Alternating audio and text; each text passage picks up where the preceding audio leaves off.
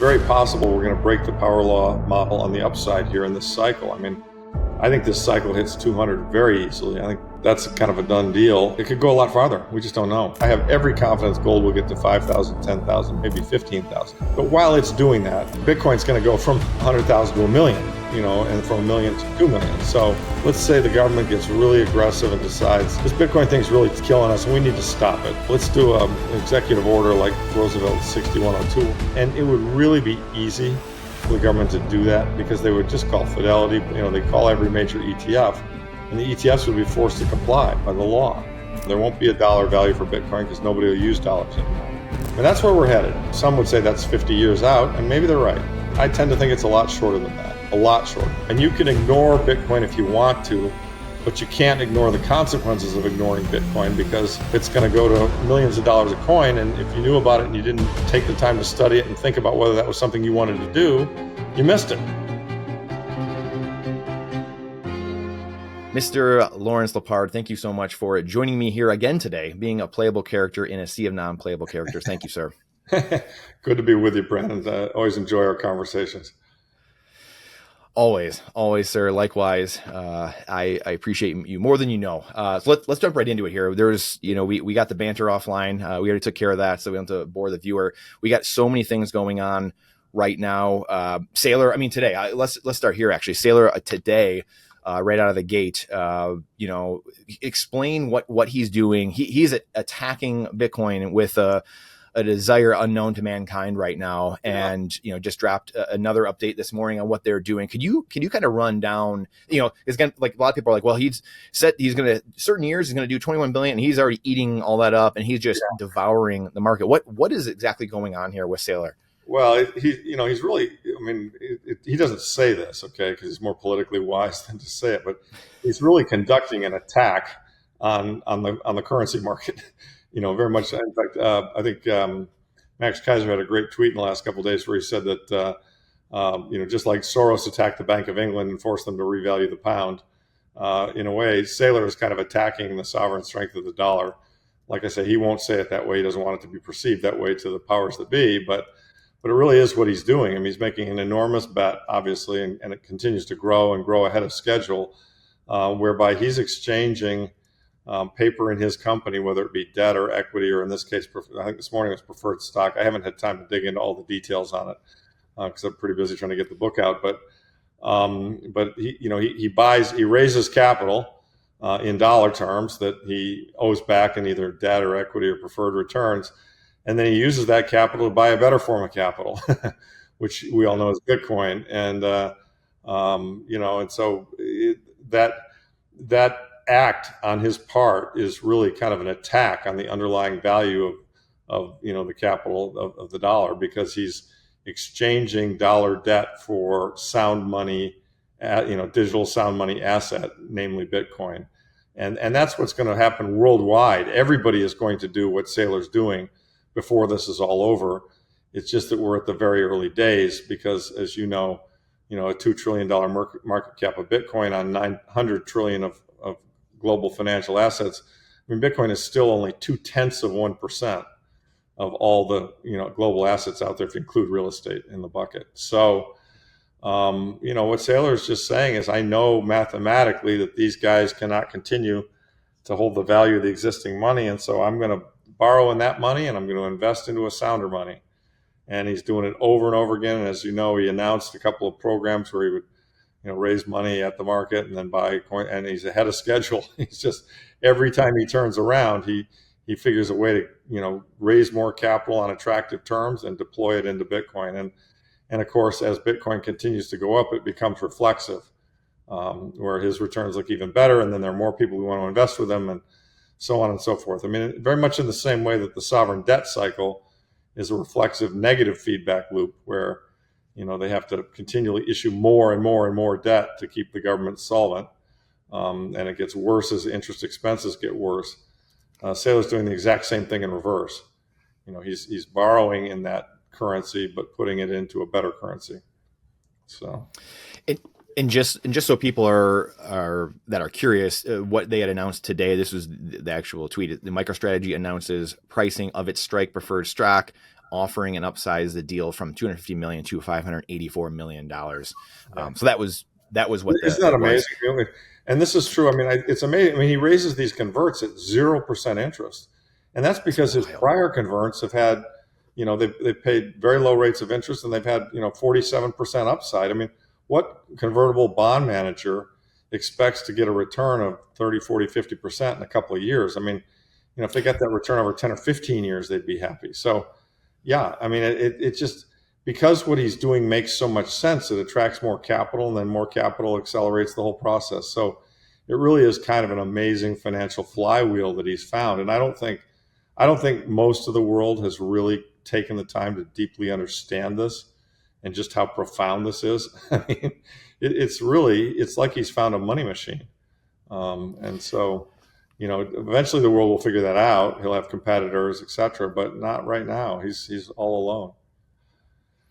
Do you think that, so there's been a lot of like just charts lately on Bitcoin, Twitter, different stuff, and the average guy can't afford anything, so retail's kind of dunzo, and it's what is your take on like the sovereign wealth funds and the nation states and most of the capital? I'd love for you to kind of unpack for the average viewer, because you hear so many people saying, oh, it's diminishing returns in Bitcoin, like look at the average guy can't buy it anymore. But like you just mentioned, this made me think of it. 1-2% of the world's assets are in Bitcoin right now. Could you just unpack that a little bit and why Bitcoin has so much upside? Yeah, it's actually only 0.2%. So if you sorry, yes, yes. Bitcoin could go to $1 million a coin, 10x from here, and it'd still only be 2% of the world's assets. And it's a great question. I've been encountering a lot. Well, yeah, I get it. You may be right, but gosh, I got to pay 100,000 for what you bought for 20. Yeah, unit count bias. Yeah. See, so you get price bias, and I say no. You're looking at it from the wrong model. You're looking at it from a trees don't grow to the sky investing model. What you got to look at it from is kind of more of a replacement cost model, that fiat's going to fail and Bitcoin's going to replace it. And if that's the case, with fiat, you're in a burning fire, and you're in a burning theater, and you got smoke coming up. And so what's the price? What's the value of the price of getting through that door or the exit so you don't get burnt? It's unlimited in fiat terms. So in my view, that's kind of where we're going. And, 5 or 10 years from now, it'll be at $1 million, or, even quicker than that. And, everyone will be saying, well, God, I wish I bought it 100,000. So you've got to kind of flip the thing. I mean, I don't think there's anybody in Bitcoin who doesn't feel like they paid too much when they bought it. They hated the fact that it was where it was when they bought it. But, what I always say is just wait 5 years, and, you'll feel like you're a genius. Hey, I bought some at the peak pre the SBF crash. I bought some at 65. And when it went to 15, I wasn't feeling great about it, but I knew I wasn't wrong. And now it's at 104, and, someday it'll be 204. So if I paid 65 for that, so what? You know what I mean? So you just have to get into it, wherever it is at any given point in time. And then you have to let it compound. I mean, it's going to compound, consistently and patiently for years and years. And that's really your friend. I mean, it's time in the market that creates great returns. You can't really time the market per se.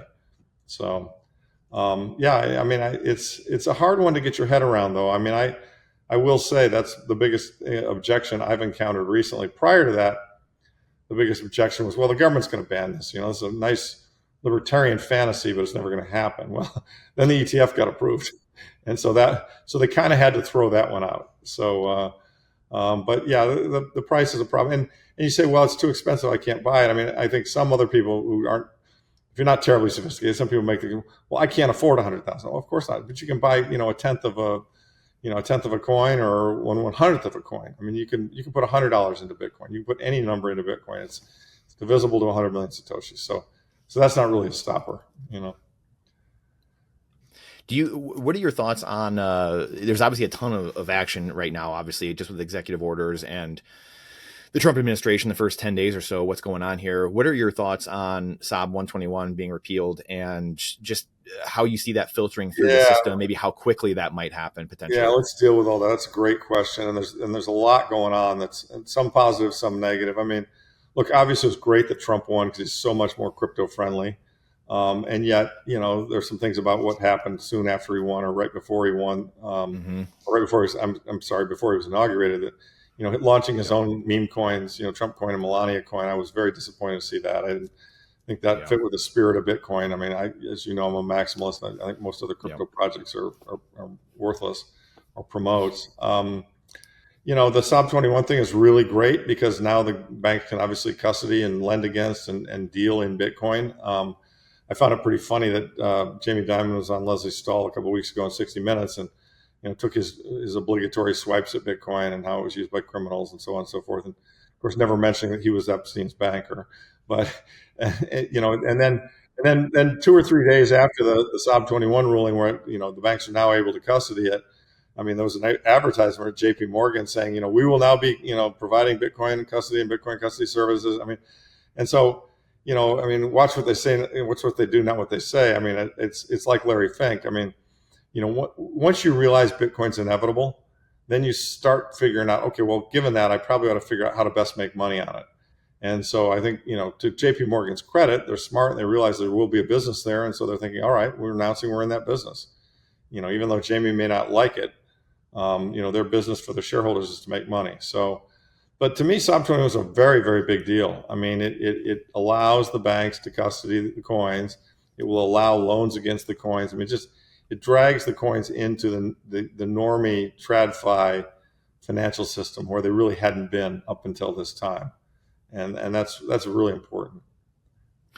Do you think that, in a quick follow-up on that, do you think that will really limit the sell pressure, just because people now saying, hey, I'm holding this and I'm going to lend against it now. I'm not going to sell it. It's a great question. I mean, for those of us who have coins that we bought at a lot lower prices, I mean, instead of selling a coin, you might just say, well, I'll borrow against it. I mean, certainly it could. I mean, certainly it will. Yeah, I think it could and it will. Historically, the coin lending services have been relatively expensive. I've looked at it, and I think they're in the kind of 11 to 15% range, range, which that's what I see. Isn't that particularly attractive to me? But I mean, if somebody were to come to me and say, well, we'll lend you at the Fed funds rate of 4.5% or something, okay, that's a little different. Maybe I would take a loan out against some of my coins, but it's we'll just have to see how it develops, but I think that we can now assume that Wall Street and the major financial institutions are now in the game. Just like other nation states are now in the game. We now know that Saudi Arabia and Oman and UAE are all accumulating coins. We heard that through Paul Manafort and Matthew Pines at the Bitcoin Policy Institute.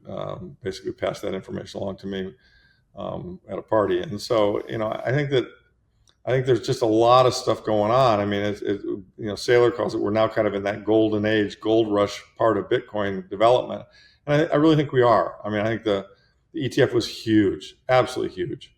And SOB 20 was another piece of it. And it's just, and now, and the BlackRock flipping, that was huge too. I mean, Larry Fink hated it, looked at it, analyzed it, said, you know what, I either got to get on board this or I'm going to get crushed.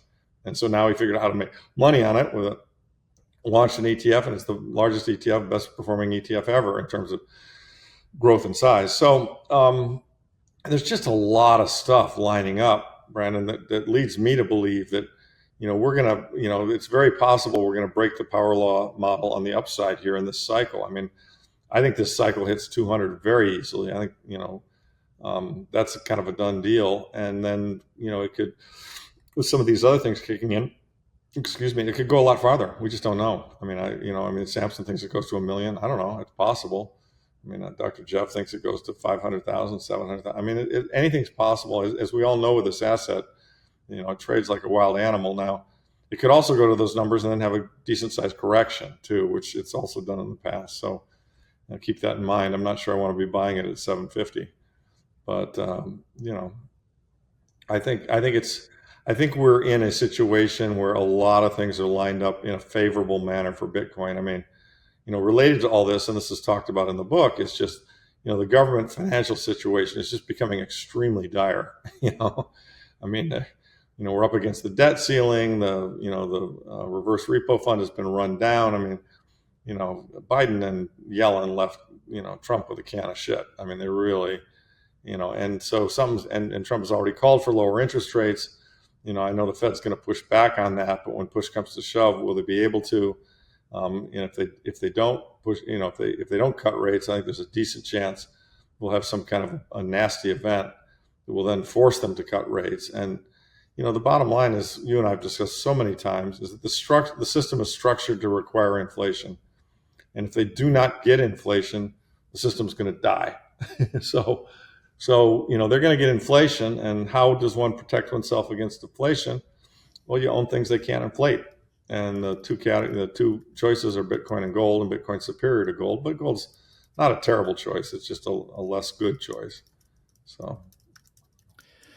Really quick, I want to side tangent really quick because I want to get into ETFs, like kind redemptions, some of the things that are going on there. That's interesting, isn't it? Yeah, it's fascinating. So I want really quick before we get to that, I want to get your take on Bitcoin being, everyone looks at it as a store of value, and it's a cover from monetary inflation, et cetera, et cetera. But the thing I think that and Jeff Booth obviously talks about this all the time, right? Being a neutral money that captures deflation. How do you it's really the apex predator asset to me because it captures both deflation and inflation. I would love for you to just unpack that a little bit and stripping monetary premium from all other assets. Yeah. As we know, it's a deflationary currency because there's a fixed supply of it, and you've got fundamentally, you're over time getting a more efficient world and it can produce more. It's the view. What was the first part of what was the first part of your question again? Well, do you look, how do you explain to people or see it? Because to me, I look at it as both a cover from inflation, but also maybe more importantly, deflation in this technologically advancing world. It is deflationary in currency. And I talk about this in the book. And deflation is good. And we need to, there's a chapter in the book called Embrace Deflation, which we really need to do. And that's the thesis. Jeff's whole thesis is that, technology is relentlessly deflationary, and we're running a monetary system that requires inflation. And so the two of those just aren't compatible, and it's a problem. And he's right. And so Bitcoin fixes this because it is a deflationary currency. And over time, everything gets cheaper in Bitcoin terms because there's a fixed amount of Bitcoin. And that's a good thing. So yeah, I spent a lot of time in the book talking about how part of how we got into this big mess that we're in right now is that the Keynesian model was always fundamentally wrong. But they managed to just keep papering it over and kicking the can down the road. The problem is we're now so far down the road, the can's gotten so big that you can't kick it anymore. It's close to being unkickable. And so something's got to give, and they're either going to, and that's actually how I got the name of the book, because what I think is coming is, they're going to have to do another big print. They've already done a couple. 2008 was a big print. 2020 was a bigger print, and now they're going to have to do a very big print because of the way the system is structured, where they can't service the existing debt unless we print. So that's kind of the bottom line. Where do you see that going, Larry? Because you talked about the power law, say 200,000 is kind of like your low end of the low rung on the ladder this cycle. We talked about Dr. Jeff, so 475, Samson's at $1 million, Jack Mallers is 250 to $1 million. How do you kind of what model do you kind of what's the Larry model? How do you kind of see that? Because it's like you said, the big print, we had 5-10 trillion, just printed in the last 5-6 years. Is it 10, 20, 50 trillion this next time? I think it is. Bernanke printed, 3 or 4, and then that became, 5 to 7. And now, I think the next one is 10 to 15 or maybe more. A lot of it has to do, there are a lot of policy choices that get made, but a lot of it has to do with quote unquote something breaking. And that's, COVID was something breaking. The 2008 crisis was something breaking. Right now there doesn't appear to be anything breaking. The bond market, the 10-year bond yield has been going up, and if it takes out 5, that'll be a sign that things are breaking. But, it kind of depends on, a crisis. Like if, for example, the stock market were to fall, or unemployment, or unemployment were to squirt up, and people were to start to get cautious, that would be something breaking. And, what's amazing to me is that we've got these enormous government deficits, 1.8 trillion last year, running at a higher rate than that now. And, ostensibly the market, things are healthy. We've got a record stock market, we got pretty low unemployment, and we got, high but reasonable inflation. So with all of those things, we're still running this huge deficit. It's like, what? How is that? So imagine the stock market breaks, and, imagine unemployment goes up, tax receipts go down. I mean, the deficit's going to only get worse. And kind of the way I look at it, Brandon, is, the U.S. government's kind of like that family that, takes out new credit cards and gets more credit to pay the minimums on the prior credit cards. You know what I mean?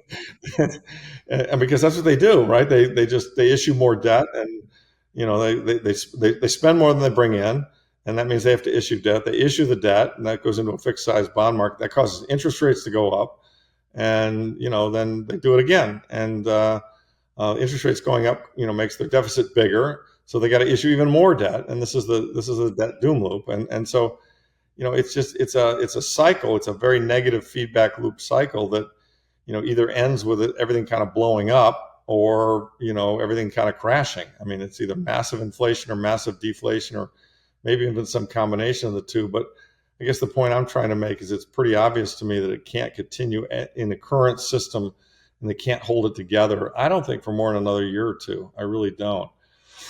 They used a lot of tricks last year. They ran down the reverse repo, account. Yellen termed out. She did not term out the debt. She went to very short-term notes. I mean, here's the thing. They really, really need to get interest rates down. Powell says he don't want to do it because he's trying to be Volcker, but my gut is he's going to have to do it, or he's going to be forced to do it. I mean, they've got to take interest rates down because everyone's buying our government debt's buying the short-term stuff. And so if the rates in the short term get very low, well, that'll actually help the deficit. Now, what it won't do is it won't help the inflation picture, because low rates in an economy that's full employment, that's going to stoke inflation, right? So they're really, the Fed's kind of trapped. I mean, they know they've got an inflation problem. They know they haven't completely solved it, but they've also got a debt problem, and they know that without printing more money, the debt structure isn't going to hold together. So it's quite a predicament that they're in, and it'll be very interesting to see how they play it. I mean, it's like, get your popcorn. I mean, I've got lots of scenarios in my mind, but I really don't know exactly what will happen. It depends on how all the actors involved behave. So we talked about, and just kind of teased it a second ago, some of the ETF stuff, but the like-kind redemption. I'd love for you to kind of unpack this and what it means potentially for the average guy, and how this changes things. Yeah. So if you're liking this interview, but you're just wondering, you know what, Brandon, this is amazing stuff, and I get you have these guests on, and they're talking about how orange pilling the world is so great, and how Bitcoin is going to take over the world. How in the world do I educate my family and friends? How do I get people to understand what most people just don't care about, quite honestly? Bitcoin trading cards is the way to do that. When you open up these cards, you see the foil cards, you see the chase, you see the glossy cards, young, old, boy, girl, man, woman, it doesn't matter. People love these cards. It's awesome because they're super valuable, by the way. Amazing little side note. However, it Trojan horses them into the most important thing of the day. It's not politics. It's not all the things that we fight about. It's changing the money, fix the world. Bitcoin trading cards is the best way that we have going in order to do that, no matter who you are. You're going to love them. Playable Characters 10 for 10% off at checkout. Playable Characters 10 off at checkout. btc-tc.com. You're going to absolutely love these things. Now back to the show. So let's talk about why you might care about that, and let's talk about how you own Bitcoin. There are two, as you know, but most of your listeners probably know, but maybe some don't. There are really two ways to own Bitcoin. You can kind of own it natively, cold storage. You own the keys, you control it. You have a ledger, a Trezor, a cold card, whatever, and you're sovereign. You're self-sovereign, I guess we call it. You can go anywhere in the world with your 12 or 24 words, and you could access your Bitcoin, access your wealth. Okay, that's the highest and best way to do it, in my opinion, because the government doesn't need to know you have it, although they could figure it out, based on where you bought it and the transfers you've done. And you could always say, hey, I don't have the keys anymore, I lost it. Tough darts, government, you can't grab it. The next layer, obviously, that opened up the floodgates of a lot of capital coming into Bitcoin were the ETFs, which were approved last January, February, and fastest growing ETF ever in terms of assets under management. Now, what happens there is BlackRock buys it, Fidelity buys it, they hold it for you. They're doing all the key management, so there's no way they're going to lose the keys because they've got layers and layers of protection. And you're just getting a ride on your stock that goes up and down with the price of Bitcoin. And that's okay. I mean, that's all right. What's wrong with that? What's wrong with that is let's say the government gets really aggressive and decides, this Bitcoin thing's really killing us. We need to, this would be a blue team, not red team. This Bitcoin thing's really killing us, and we need to stop it. Let's do an executive order like Roosevelt's 6102 order, where we say, you know what, the government is going to seize we don't think Bitcoin's in the national best interest. We're going to seize it all. We'll give you cash for your coins. You have a coin that's worth 104. We'll send you $104,000 in cash, but you got to send us the coin. And it would really be easy for the government to do that, because they would just call Fidelity. They call every major ETF, and the ETFs would be forced to comply by the law. So, so more or less you would get what your cash value of Bitcoin was right at the time that you sold yours, but you wouldn't get any of the upside. And of course that's theft. In my view, but it's possible they'll do it. So having the right to, what is it? What was the wording they used to basically pull it out of the fund?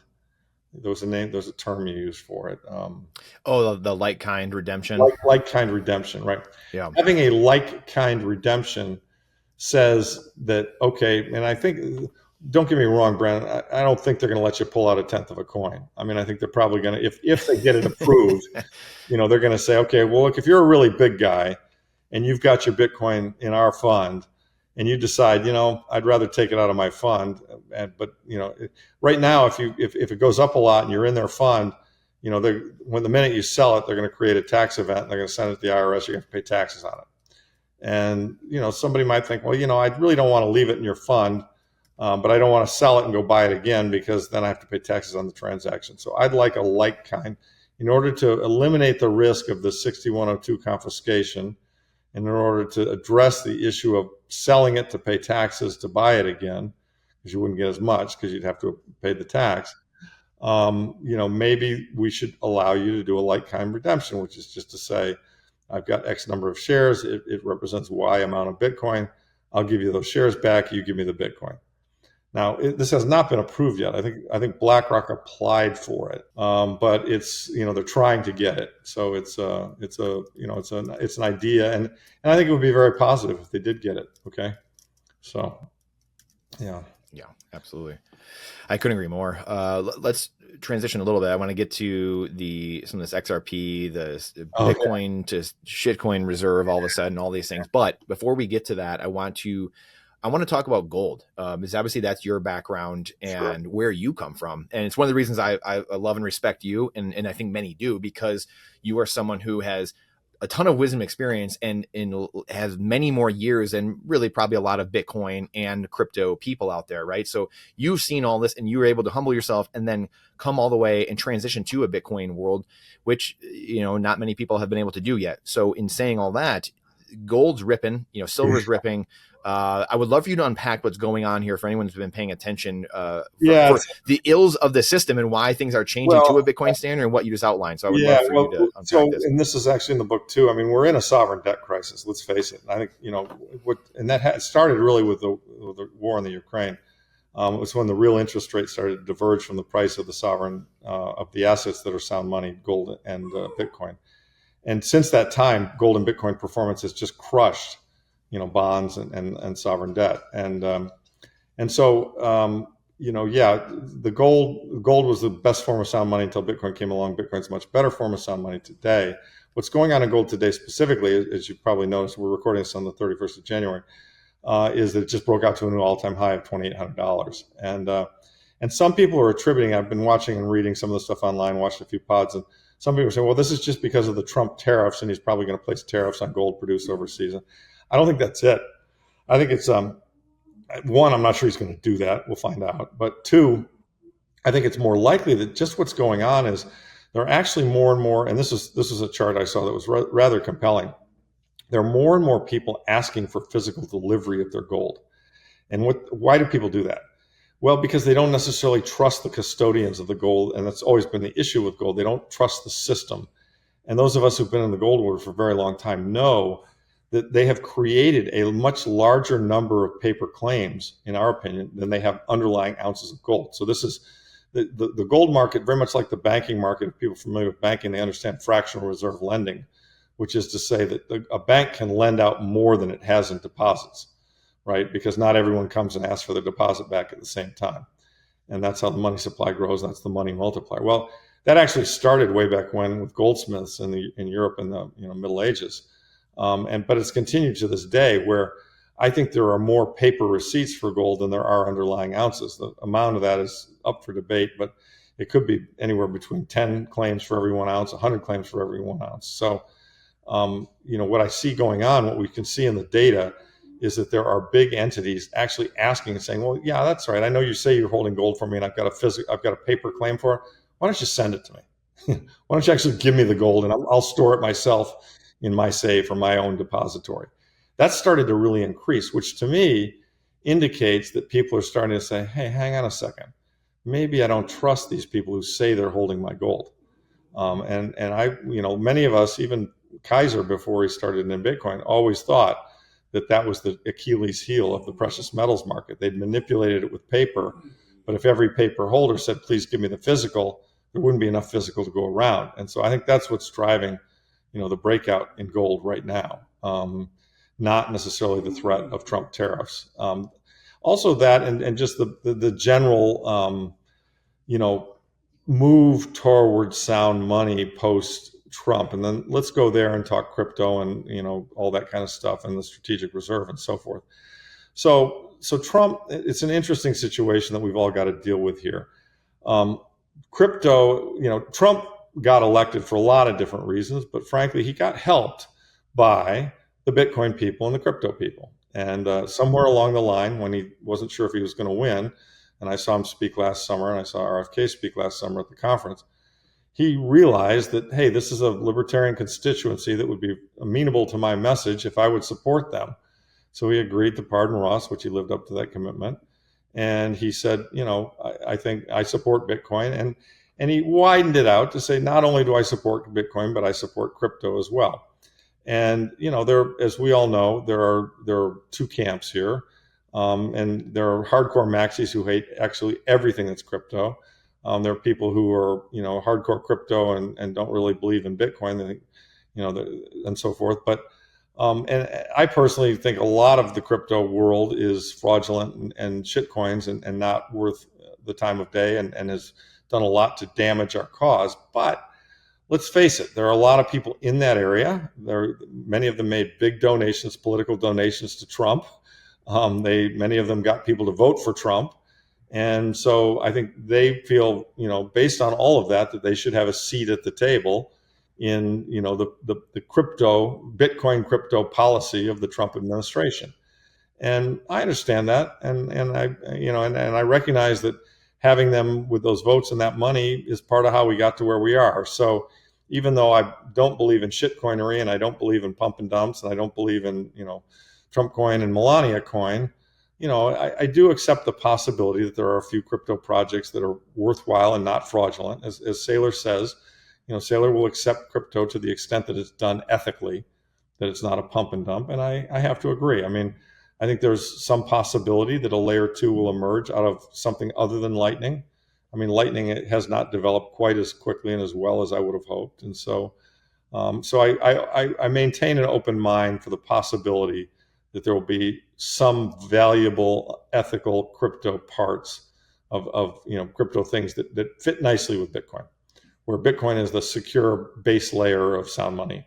And then maybe there'll be another layer above it, like Lightning, that helps you do transactions. So when they announced the strategic crypto reserve, that obviously implied that it was not just Bitcoin, it was more than that.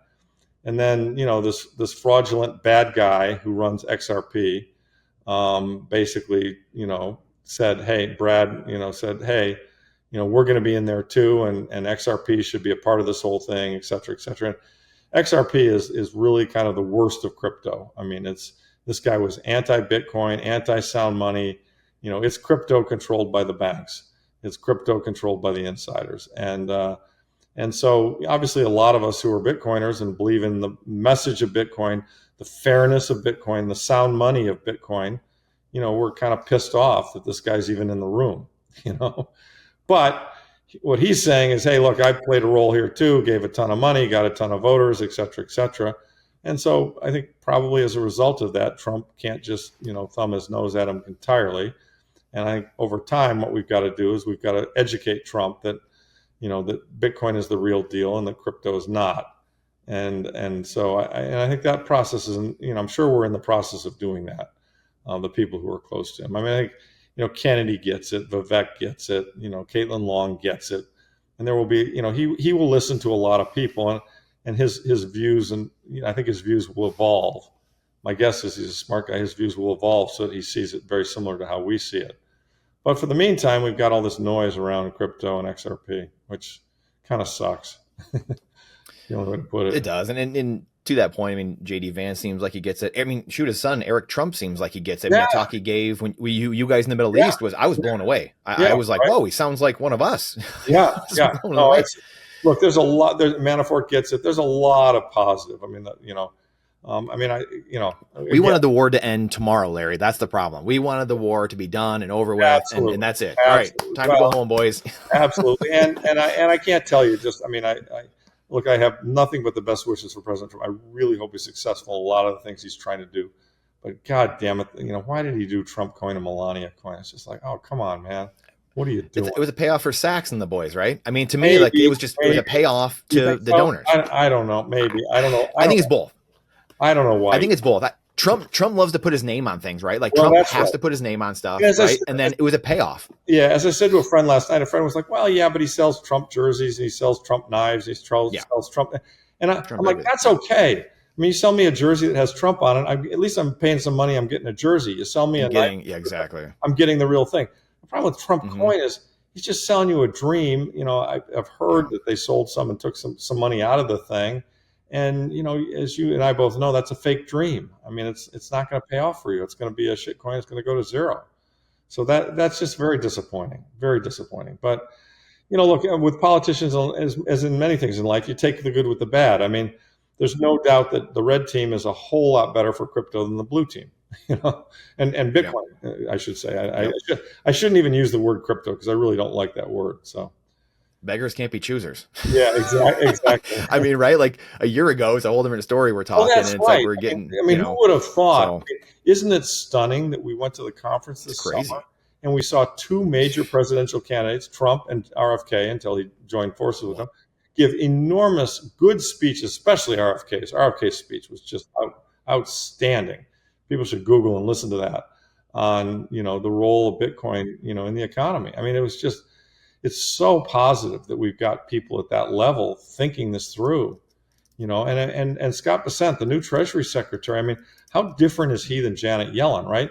I mean, Yellen hates gold. Yellen was a total Keynesian. I mean, she's just the worst. Yes. And, Bessent loves gold. Bessent understands sound money. Bessent understands financial history.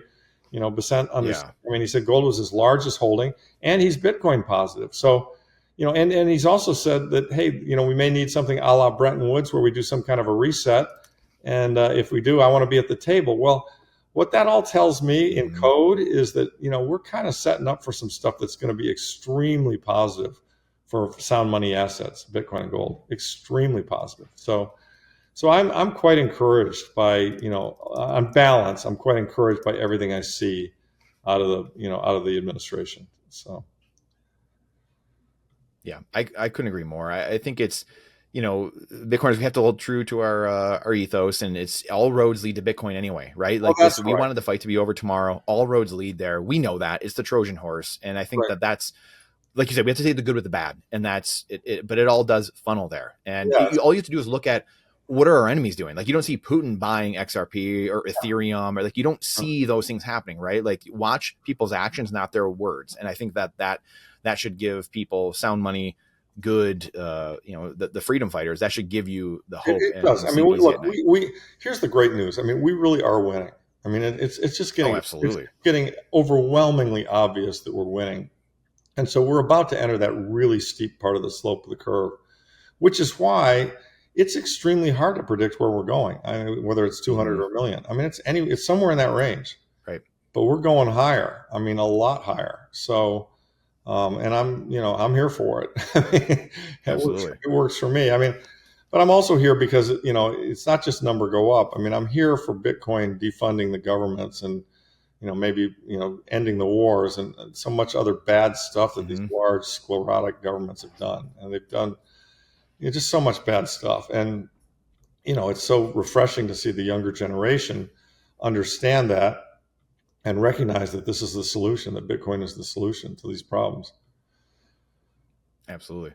In saying that, we want to go back really quick to the Sure. gold thing. Do you have a ratio? Is there a Lepard model where because you've always said gold moves first and snuffs things out, and then Bitcoin rips, after that, and Well, Bitcoin really is the mover, right? yeah, So I mean, Bitcoin's going to continue to massively outperform gold, and Bitcoin is going to eventually demonetize gold.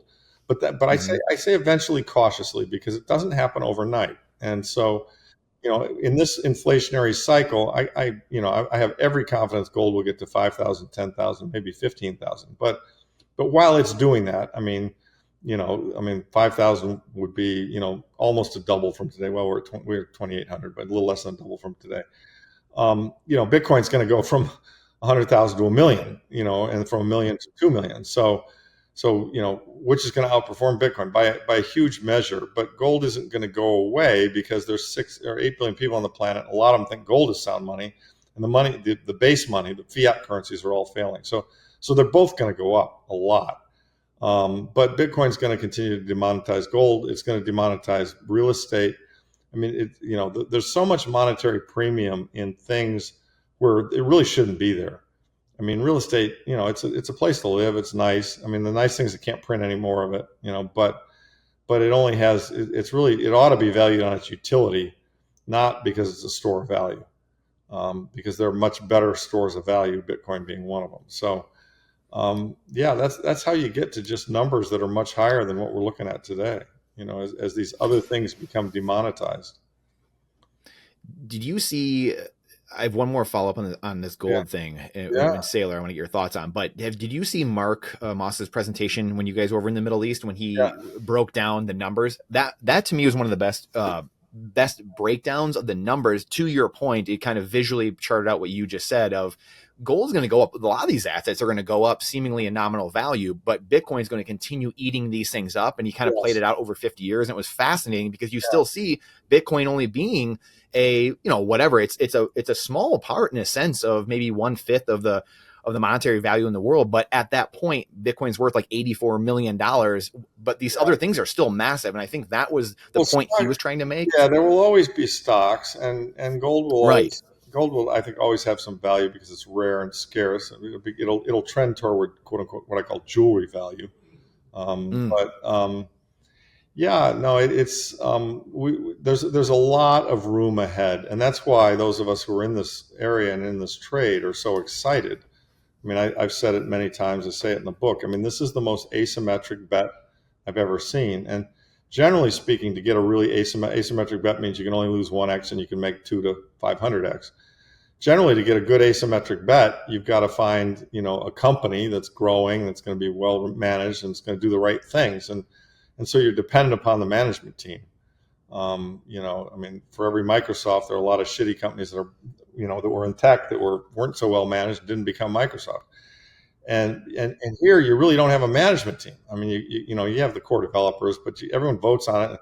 I think the protocol is pretty well set. We had the fork wars, we had the block size wars. I mean, all that got kind of resolved. I don't think it's changing from here forward. So with that in mind, now it's just on autopilot. It's just going to run itself out until, we're doing transactions to Satoshis, and everyone's going to say, what's the dollar? There won't be a dollar value for Bitcoin because nobody will use dollars anymore. I mean, that's where we're headed. Now, some would say that's 50 years out, and maybe they're right. I tend to think it's a lot shorter than that, a lot shorter.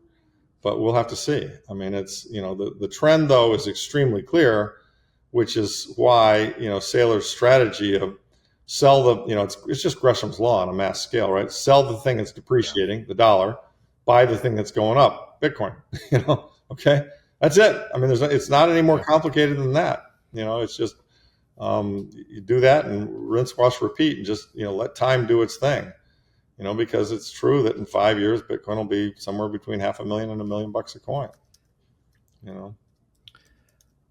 So the last thing on gold really quick, what are your thoughts on Saylor saying we should sell some of our gold that we have in the United States and I don't buy think Bitcoin with it? I don't think it's as crazy as some people have said it is. I mean, I think that gold is going to get demonetized.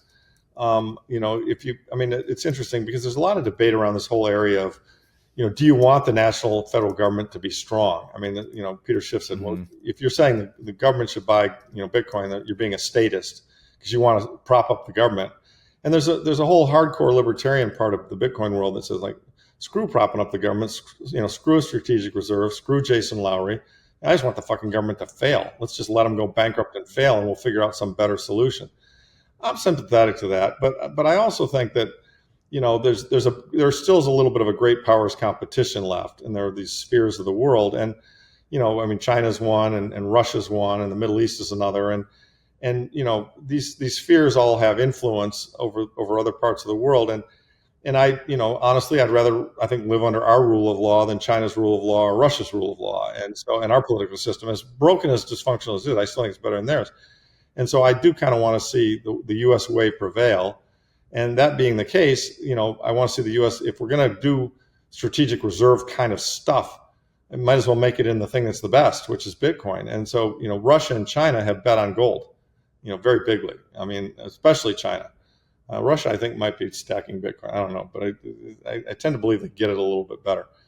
And so, in a sense, if we go with Bitcoin and they go with gold, we're leapfrogging them, and very much the way that, in the early 1800s, the U.S. and England went with gold. As Britain got off the silver standard, the pound as the standard, which was originally their currency, and the gold became the backing of the pound. And China and India didn't do that; they stuck with silver, and they suffered massively as a result of that. And so I want to see the U.S. pick the right thing, which is Bitcoin.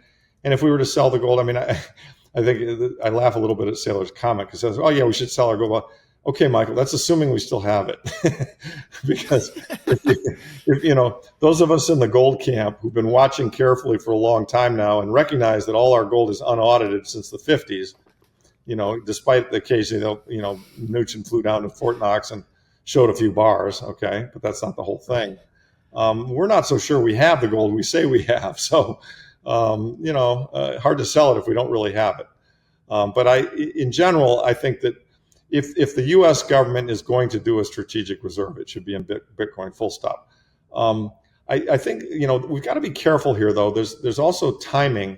If the U.S. government were tomorrow say we're going to Bitcoin as the strategic reserve, and we want to go to Bitcoin as the reserve currency to replace the dollar, the dollar would plummet and we'd have massive inflation. And so, my sense is, they're playing with dials that you can't go from, 1 to 10, in a few minutes. We got to trend in the right direction, which is to say trend toward sounder money. And so, the fact that we're going to have a Bitcoin strategic reserve is a good thing.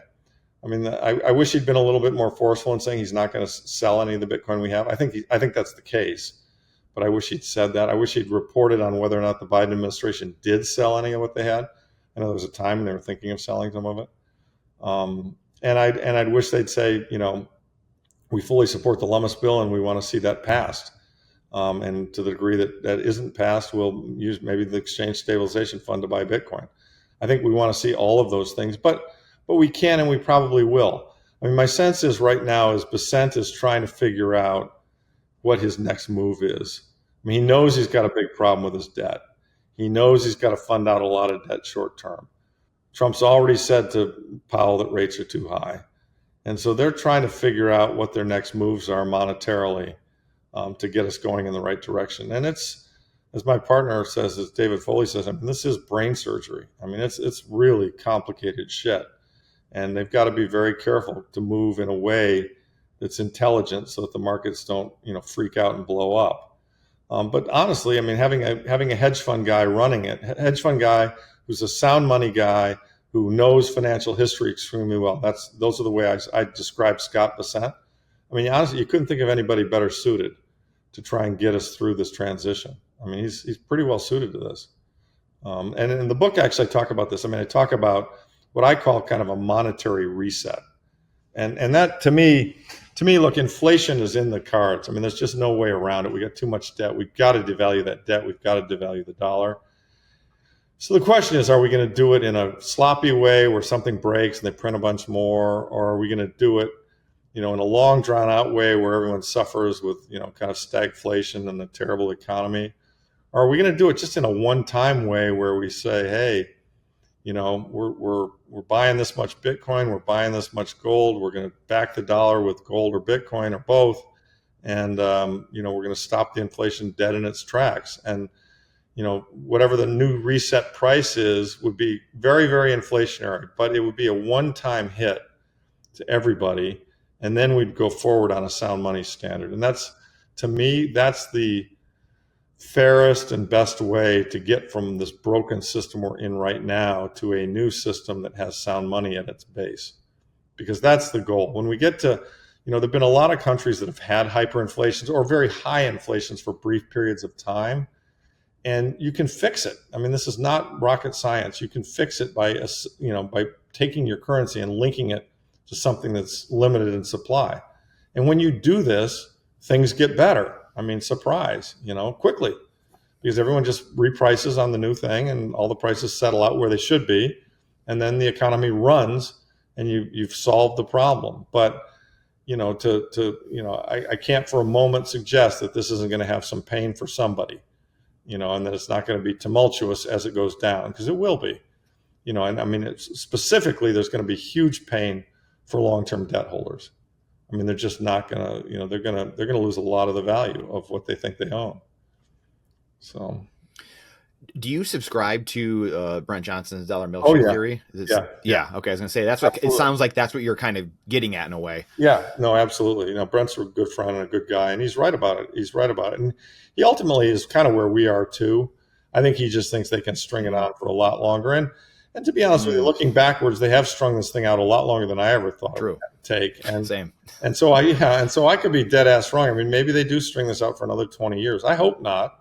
That's part of why I'm pushing so hard with the book and what I do podcast. I mean, I do all of this because I think this is the core issue that's the problem in our economy and our society. And so I want to try and accelerate the solution to this issue, because I think that's what makes things better. So, that's why I'm doing what I'm doing. Yeah, absolutely. Yeah. Speaking of Peter Schiff, we mentioned him a second ago, and just the status stuff, and there's a divide between libertarians, gold bugs, Bitcoiners, whatever it is, between the government's getting in. I think Pierre Rochard I forget who it was debating last year on stage about whether a government should get into Bitcoin or not, and like you said, same with me. I empathize with both sides, and I get it. But wasn't this inevitable? This is stuff that Hal Finney talked about, 15 years ago, right? Yeah. This was inevitable that nation states and corporations, everyone's getting in. It's permissionless money, is it? I mean, it's like, hey, we got money that can't be diluted. What did you think was going to happen? I mean, I can't remember who put that tweet out. It was a brilliant tweet. I mean, it's just, it's just obvious. I mean, to me, this whole thing has been very obvious and very clear for a long time. And again, that's why I tried to write the book, because the book, where the book fits in the world is it's aimed at trying to get normies to understand what you and I know. So I've tried to write it in an engaging style. I try to tell my personal story. I've tried to, try to make it fun. There's kind of a hero's journey in there, all that stuff. And the notion is, look, I mean, you're getting screwed. You may not quite understand why. Especially, no way you'd understand why. This isn't your area of expertise, right? But this book will kind of explain why, and that's depressing. It'll emphasize how screwed you are. I mean, I've got all these great examples of the dumb shit, the unfair shit they've done, and then, but there's an optimistic side, which is, guess what?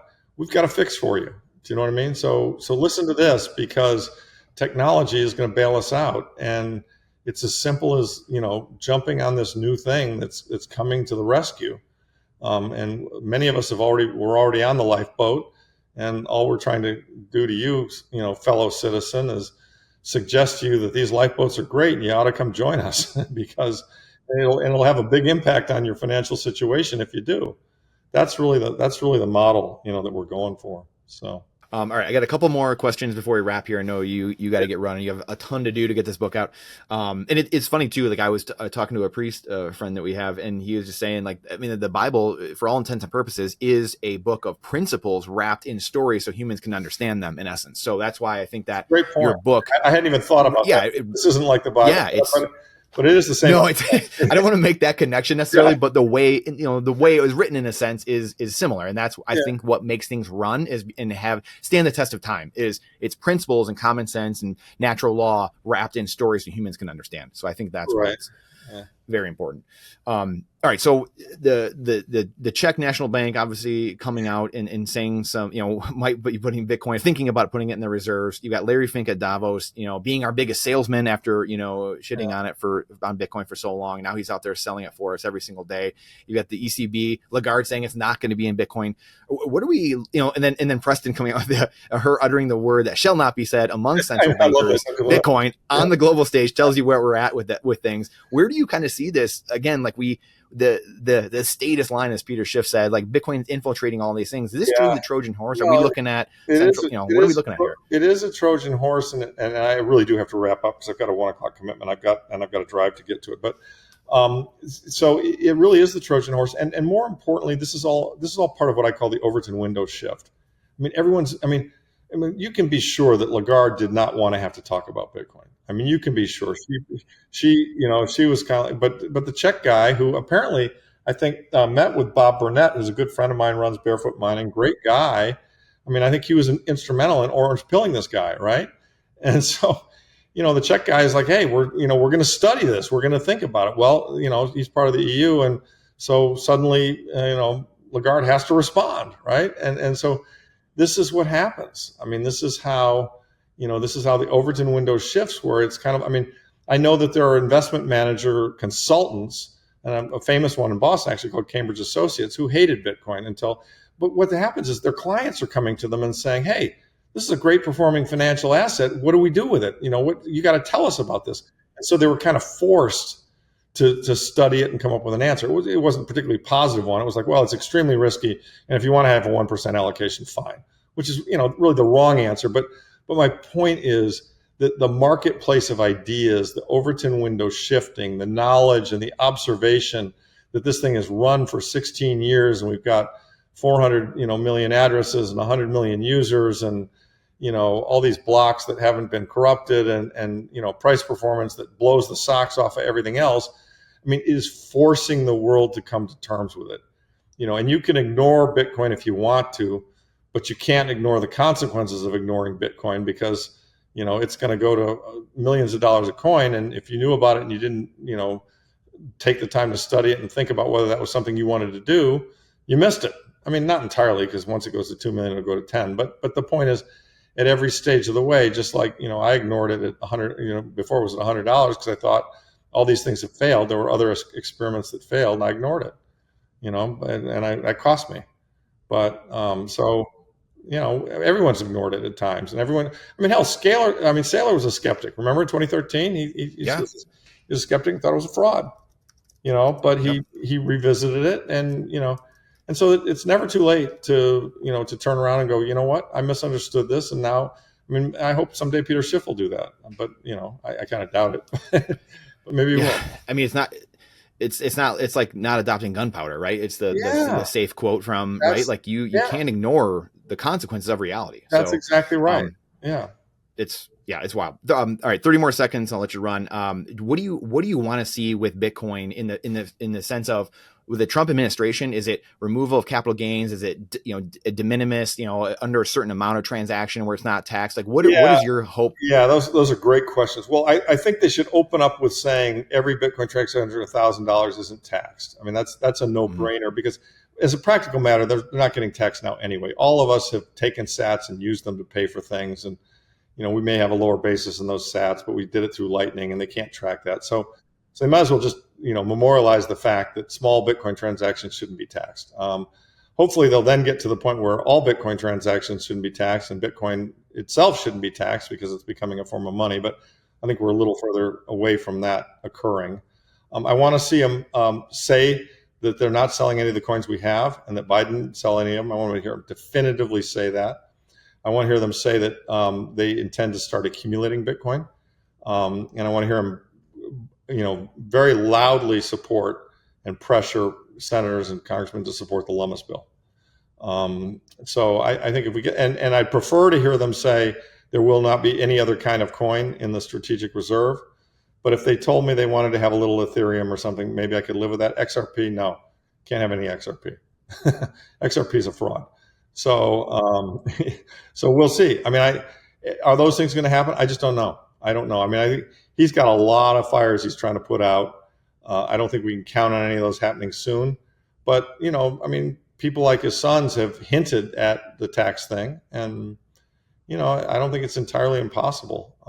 It's interesting that they're talking about, and I just saw some writings on this about how they're talking about these tariffs, and he was talking about how the country ran quite well from 1789 to 1913 before we had income tax, with tariffs being what supported the government. And I thought to myself, wow, that's outside the box thinking, and so, I mean, if we go there, I mean, look, I think the good news is that Trump is a disruptor, and I think the better news is that Trump 2.0 is better than Trump 1.0 because he's gotten rid of the neocons, and he's got something. I pray that all these guys get approved.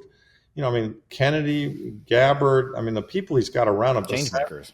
Yeah, I mean, he's got people who are really, really thoughtful people that I think can really, move the needle on getting the country back going in the right direction. So, and that's what I'm hoping happens. It's the most bipartisan administration I've seen, and I couldn't tell you how long. And as I'll say, I've been saying to some other people, but I have not got the chance to say it to you yet. But there's a fair amount of books out there, whether it's Lynn's or there's other books, right? And it's like, okay, like I get it, and then I got it, started reading it, and I couldn't put it down, which is funny because that's what I'm seeing other people say too, where it's like, okay, and then you read it and you're like, dang, there is like the hero's journey to it. There's all this that goes into it, and a lot of it only in a way that you can say. And again, that's why a lot of people love listening to you. No, I mean, it's in your voice. Yeah, I'm irreverent, and I call these people out, and but it's got entertainment value. But if it keeps people focused on learning the lesson. And don't get me wrong, I borrowed heavily in this book from Lynn and Safe. I mean, and Jeff. I mean, I couldn't have written this book without. I mean, this is just the next logical. Yeah, this is just the next logical. Yep. It's like it's like blockchain. Yes. We're just building on each other, right? I mean, those books are fabulous books. They're great books. But what I saw an empty space in the market for was more of kind of an everyday man's book, because I've given Safe's book to people, I've given Lynn's book to people, and unless you're really down the rabbit hole, you love this stuff, they can be a tough slog, and I want a dental hygienist or, a taxi cab driver to be be in the airport, see this book, go, I wonder what that's all about. Pick it up, read it on the flight and go, oh my God, I get it. I get why I'm being screwed, and I get what I have to do about it. That's the mission, and so I'm not measuring this thing, Brandon, by, how well it does in Bitcoin world. It's going to do great in Bitcoin world. You'll love it. I love it. It's all good. What I'm measuring this by, when you give this to your family members who hate Bitcoin, or you give this to people who don't know anything about Bitcoin, do they read it and get it? And do they come back and say, oh gosh, thanks for giving me that book. I'm going to pass it along. I mean, that's the goal, right? I mean, my goal is to orange pill the whole goddamn world, And I mean, that's an unrealistic goal, but hey, you got to have a target, right? So you got to have a target. I love that. Yeah. And so you're going to do a great job. That's the target. You're going to do a great job. We'll see. I mean, I don't know how I'm going to do it, to be honest with you. I mean, I'll say this, it's the best I could do in 6 months. And I worked my ass off on it. I mean, I really did. So, no wonder you're tired. Yeah. Yeah. Well, I'm getting old too, but pour your life into it for 6 months straight. Yeah. That's wild. Yeah. No, it's going to do great. Honestly, Larry, it's going to do great. So. I mean, it's like I said, I've read a lot of these books. I've read a lot of them, and it was just something that I couldn't put down. It was just that's music to my ears. What that tells me is that it'll work. Yes. Although again, you're biased because you're already deep down this hole. So biased for sure, and you're a friend of mine, obviously a good friend. But it's at the same time. I mean, I was. It's just one of those things you can't help it, right? Like it's another Lynn book, and again, Lynn, fabulous, beyond smart, genius, but that's a little bit more of an academic, book, right? Where this is definitely more the everyman, and like you said, this is a story. Exactly. This is Bitcoin as Bitcoin as a story told through one man's eyes. That's what this Yes. is. And Well people, as we all know, people go to the movies, people watch TV, they want to hear stories. You know, they want to, they don't go, they don't go to the library and study textbooks. But, they don't want logic. Yeah, exactly. They want stories and emotion. Sometimes, that's true. But there's logic in this book, but it's got Correct. a story wrapped in the stories. Yeah, Right.